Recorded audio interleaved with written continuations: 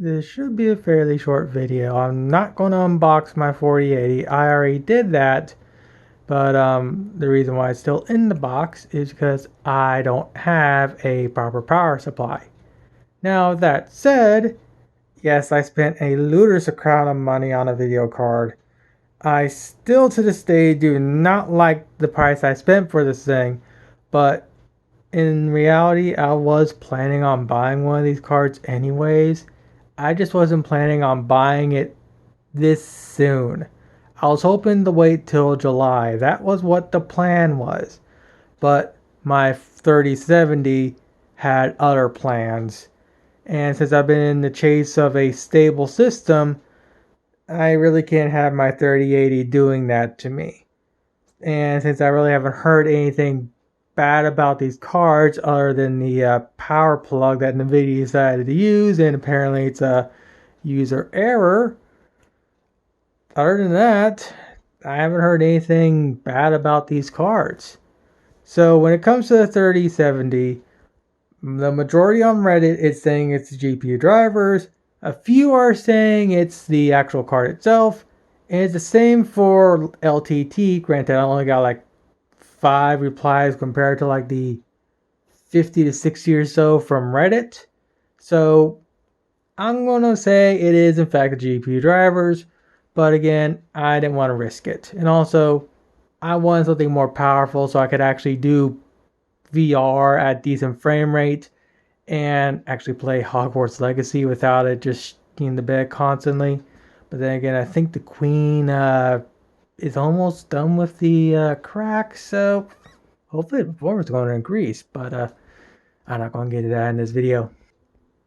Now with that said, I did buy one more component as an upgrade, this Gigabyte board. Now I said in a video a while back that I'll never be going back to Gigabyte, but thinking through how that computer was, I don't think it was in fact the motherboard that was the cause. It was more than likely the AMD just being AMD. Now, as you can tell, this is a slightly premium motherboard. And I only got this board here for $130. It's a very expensive motherboard. Normally this board goes for $400. And the fact I got it for $330 new, shipped and sold by Newegg, is impressive. And currently right now I'm just testing the board for stability. I managed to download Flight Sim 2020 without any crashing or any blue screen or anything. So I think it's safe to say the memory controller of my AMD processor that was in my secondary rig was in fact the issue.